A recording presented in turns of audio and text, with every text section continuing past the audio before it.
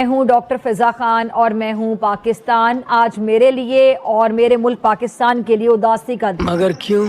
एक और फिल्म आ रही है भारत। तो धुरंधर 1 के बाद अब धुरंधर 2 भी आ रही है।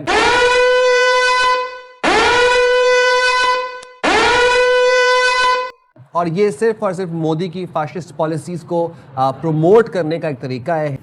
हिंदुत्व का प्रचार करने वाला मोदी और उसकी एक जो कितने ऑब्सेस्ड हैं पाकिस्तान के साथ। ऑब्सेस्ड है, क्योंकि पाकिस्तान के अलावा मंजन बिकता नहीं है ना मोदी का। फिर मैंडेट भी तो, वोट भी तो लेना है उसने। फेंको फेंको अपनी पूरी शक्ति के साथ फेंको। धुरंधर फिल्म का एक एक पेज, एक एक सीन डायरेक्ट मोदी के पास जाता था फॉर अप्रूवल, और फिर वो चेंजेस करके अपने एक दो लोगों से मशवरा करके जो भी कि क्या डालना चाहता है ये वो वापस भेजता था। एक एक सीन मोदी ने लिखवाया है। एक एक सीन मोदी ने लिखवाया है। कोई सेंस है इस बात की? मोदी का भारत हर लिहाज से एक तरफ मुतशद्दिद रवैये का शिकार है तो दूसरी तरफ पाकिस्तान दुश्मनी तो जैसे भारत की अव्वलीन तरजीह है। और नाज़रीन, जब सियासत में नफरत बिकने लगे तो फिल्म इंडस्ट्री कैसे पीछे रह सकती है। भारत में पाकिस्तान और इस्लाम मुखालिफ प्रोपेगेंडा अब सिर्फ सियासत तक महदूद नहीं रहा, ये सिनेमा तक पहुंच गया है। एक नई फिल्म या सालों से पाकिस्तान के खिलाफ जो है झूठी कहानियां बना के, ऑपरेशंस और इवेंट्स को अपने हिसाब से तोड़ मोड़ के फिल्में बना के अपने लोगों को बिल्कुल एक गलत पिक्चर दिखा रहे हैं, लेकिन वो बिकता था। अब वो मंजन बिकना बंद हो गया क्योंकि दुनिया ने देख लिया कि इनकी एयरफोर्स में तो जान कोई है नहीं इंडिया की। तो अब आप उनको क्या बेचेंगे? They will not believe you. In fact Modi ने कहा कि भी टूल तो है, मैं ये कहानी तो बेच नहीं सकता, कुछ और बनाओ। बनाए धुरंधर। जी जनाब, धुरंधर बना दिया।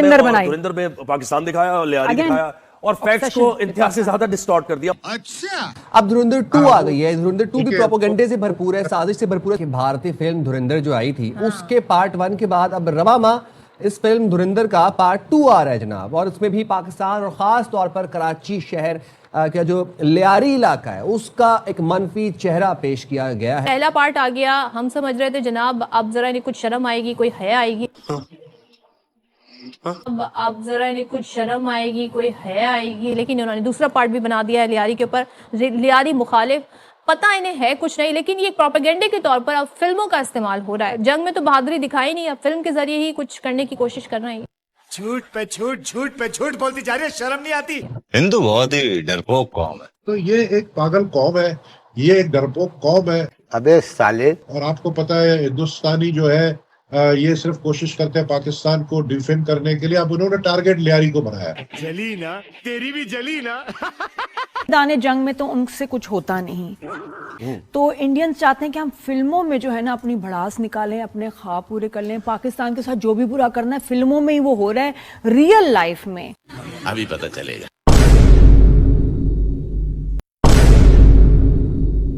कैसा हराया?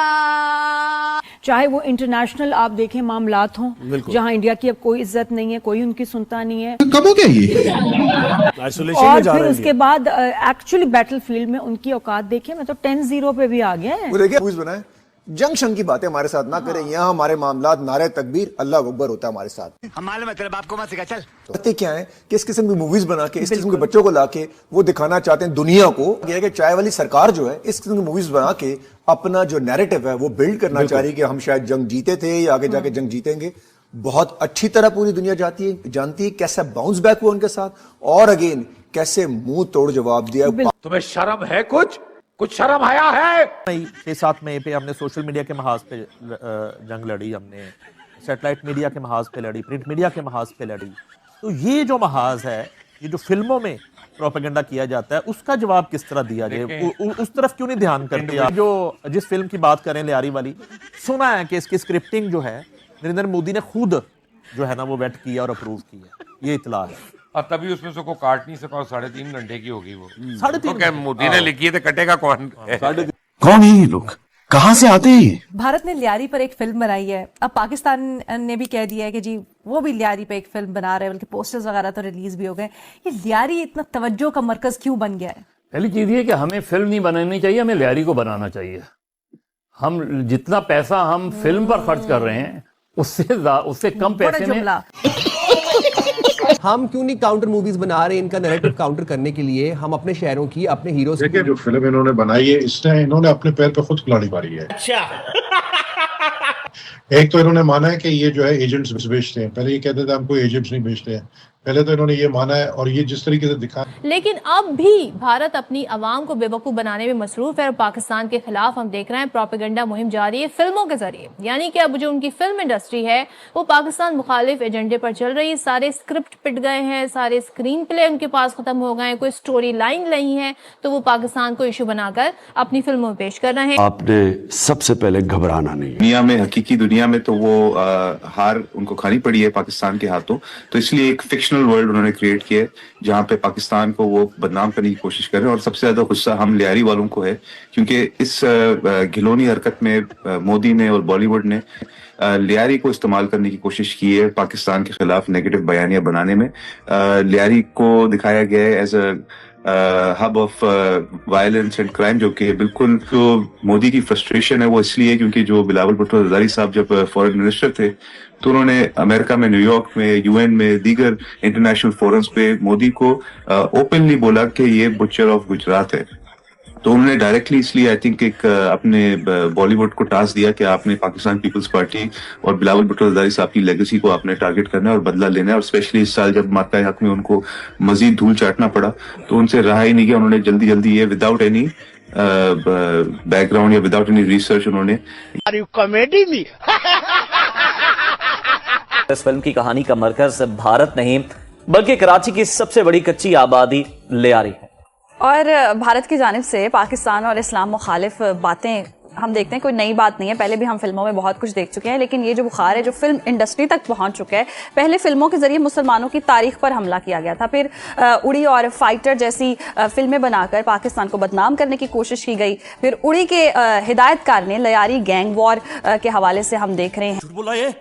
ये बकवास कर रहा है। शॉर्ट्स हमने भी देखे हैं, हमने भी सोचने की और देखने की कोशिश की है क्या दिखा रहा है इंडिया। इंडिया ये दिखा रहा है कि कैसे बलोचिस्तान या बलोच जो हमारी कम्युनिटी है उनको टारगेट किया जा रहा है। उसका तज़किरा इसलिए कर दिया मैंने कि बात भूल जाती है मुझे कि देखें मीडिया में हाइप कैसे क्रिएट कर दी गई और बीच में से निकला कुछ भी नहीं। पाकिस्तान के लिए जब वो कुछ बनाएंगे तो पहली बात तो है कि उसके हक में या उसकी अच्छाई के लिए पाकिस्तान की जिल्लत का कुछ सामान करेंगे। हाँ, तो उन्होंने अपना किसी ना किसी तरह तो ग्रज निकालना ही होता है ना, जो करते रहते हैं वो। निहायत पैथेटिक किस्म की ग्रज निकाली है। उनकी कहानी को अपनी मर्जी का एंगल दिया गया है जिस पर सोशल मीडिया पर शदीद बहस भी जारी है। पाकिस्तान दुश्मनी में बना दी है। भारत आखिर कब तक फिल्मों में ऐसा प्रोपेगेंडा करता रहेगा, अपने आप को हीरो दिखाता रहेगा और मुस्लिम्स को पता नहीं किस सॉर्ट ऑफ विलन बनाकर जो पेश करता है, ये क्या। और कहीं भी जाना ना, सोना है, उठना है तो गुड मॉर्निंग नहीं, ये भला आदाब जो है ना, ये नहीं समझ आता कि ये हमारे साथ क्यों मंसूब कर दिया सुरमा और ये आदाब। और ये देखिए हमारे पास नौजवान हट्टा कट्टा है, मुसलमान ऐसे होते हैं, लाजमी नहीं है कि पगड़ी बांधी है, तिल लगाया हुआ है और शलवार कमीज पहनी और रुमाल गले में। ये कैसा विलन बना के दिखाते हैं।